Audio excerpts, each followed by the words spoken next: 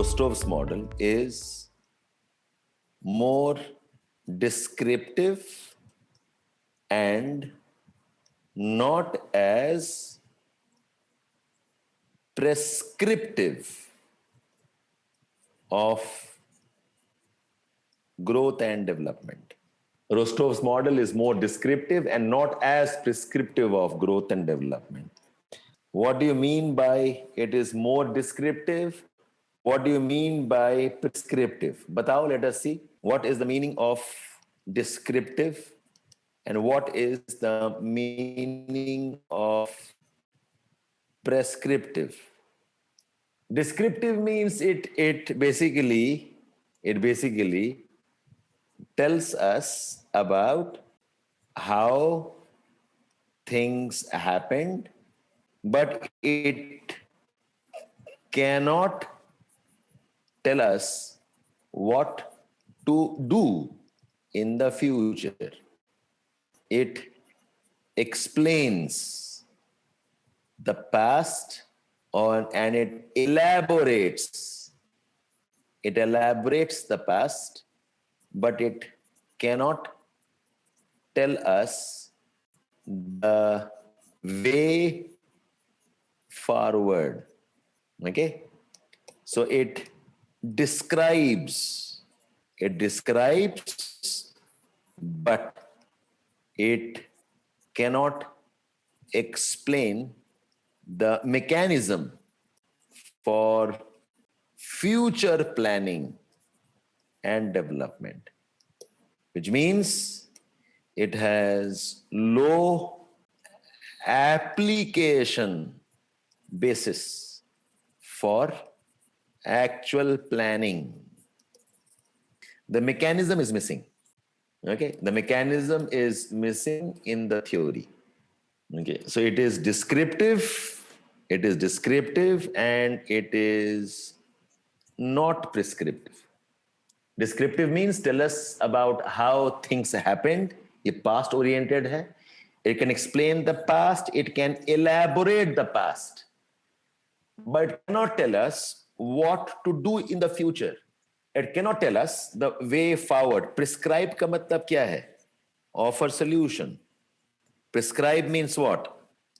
Okay, some applied significance.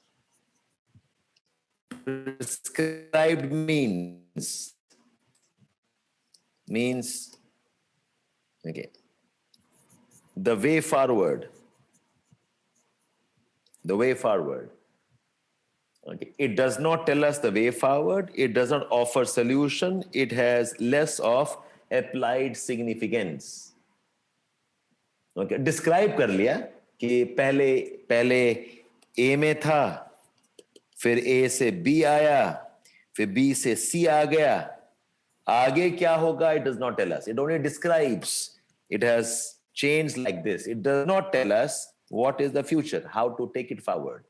Okay, so if I break up this, what is stated, what is asked, what is stated is, okay, that Rostov's model only describes the past European history.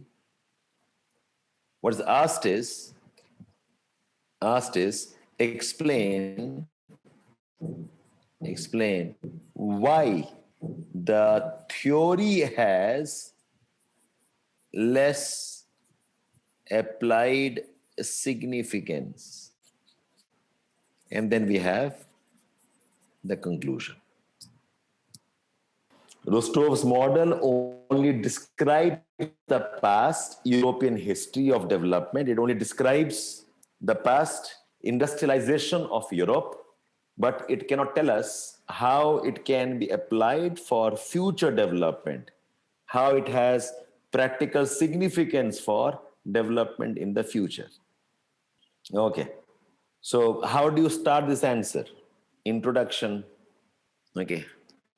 Rostov's model, 1950s 40s and 50s based on observing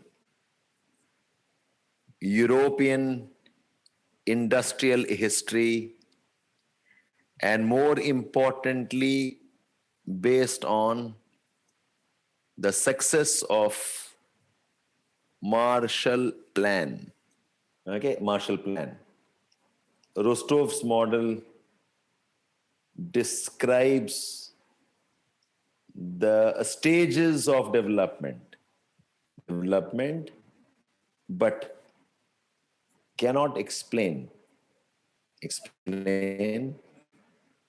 the process in transition between the stages.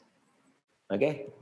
This is based on observing the European industrial history, is based on observing the success of the Marshall Plan, or is also called as European Reconstruction Plan, ERP, European Reconstruction Plan. Rostov's model describes the stages of development, but it cannot explain the process in the transition between the stages. Transition between the stages. Okay? So, diagram, I think the regular diagram का बना दो आप लोग, basis, stage 1, stage 2, 3, 4. Okay. So it tells about how growth leaps like this, but because Rostov's model cannot explain why the stages change, and hence cannot be consciously used for development planning. So it is, in a way we say, it is not analytical. It is not incisive of how growth happens. Can anybody tell me which theory explains growth better? Which theory explains growth better? Growth कैसे होता है? Yes, growth explains how growth happens. Growth happens if there are propulsive firms. Growth happens if there are dynamic firms. Growth happens if there is innovation, absorption in firms. The mechanism is explained more by the growth pole concept. Any other theory that explains growth better? No, it does not. He just says, pehle it will be agriculture, then there will be change into takeoff, a change towards takeoff.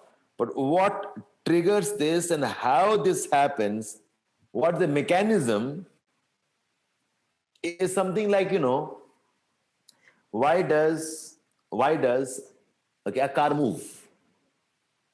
Explanations can be at different levels. The car moves because I have started the engine. The car moves because I've pressed the accelerator and put the gear. The car moves because there is a fuel combustion, there are pistons that run the crank and the axle, and the car moves. All of them tell us why they move.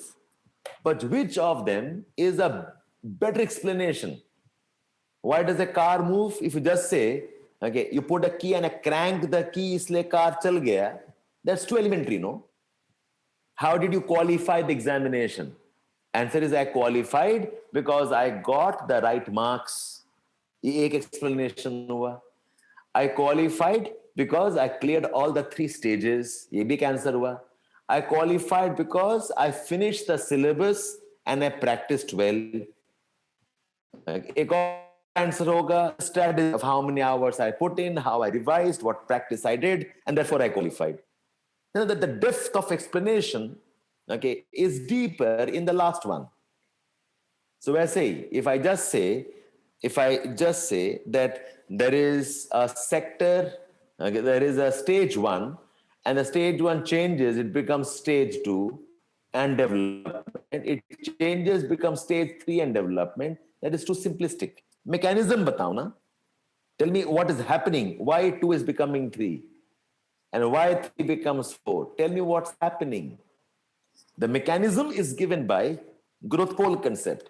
The mechanism is also given by the core periphery model, the interdependence of resource, raw material suppliers, and the benefits trickling from the core region. That's also an explanation. Okay? So the model does not explain, okay, analytically how growth happens. It is not analytical. It is not incisive on how growth happens. It is not. It is not analytical. It cannot explain, okay, the stages, how they change. Therefore, it's difficult to use it as a part of development planning. Yes, Thomas Friedman's core periphery model.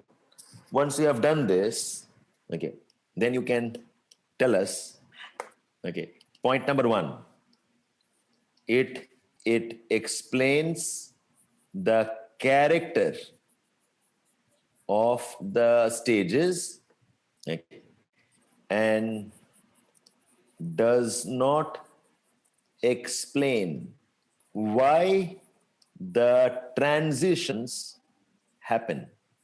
His explanation is very shallow.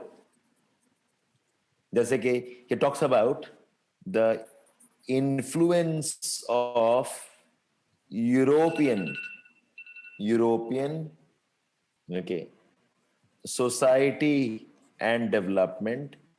He talks about the importance of savings. He talks about the first investments, but doesn't tell us why some sectors are better. Okay. His theory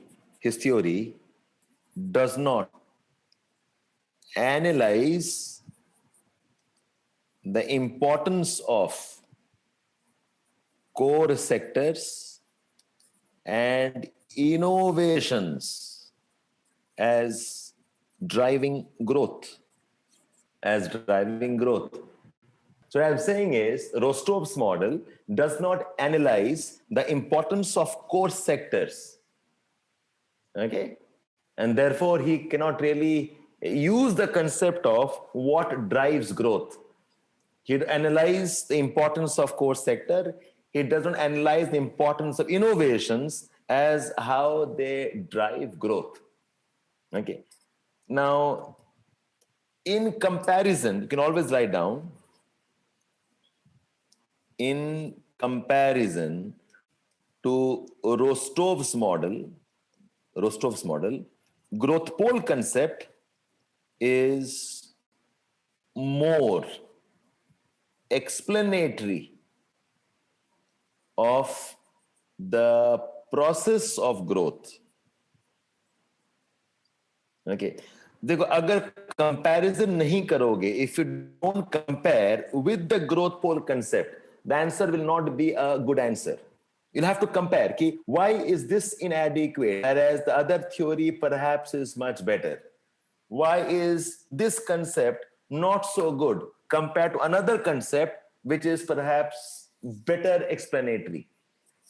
Okay, so now you can tell here, the growth pole concept talks about propulsive firms, it talks about innovations, it talks about interlinkages, it talks about Okay, how growth happens in spurts and jerks and discontinuous. Therefore, okay, it is prescribing the nature of the industries. It is suggestive of the nature of the industries that can drive growth. Okay, that's why the choice, which industries should be invested in, which sector should we invest in so that growth can spread. Okay, that's very much unlike the Rostov's model. And finally, we have your conclusion. Conclusion mein, you can always give a short list of criticism. You can always say, apart from Rostov's model being descriptive, it's also blamed to be more pro-capitalism. It ignores the role of agriculture. There are tones of racist explanations. 2-3 points here, and therefore done. You'll always add the model is linear model. Okay, it does not talk about the scope of the stages being bypassed. Okay, it was in favor of the colonial, yes, it's justifying, that's why it is racist. Okay, I think you can handle this question now. Okay, I'm done with models and theories and geographical thought. Now I'm discussing industries and minerals. Industries and minerals. So industries may focus on these 4 or 5 areas. One is you should know Weber's model. Apply this model wherever you can. Weber's model and also Losch's model. Apply these wherever you can. Okay, that's one.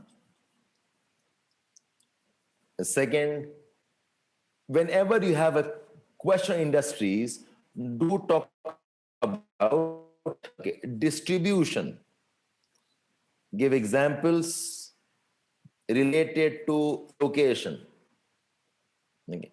Third, relate industries with regional planning. How industries and regional must relate industries with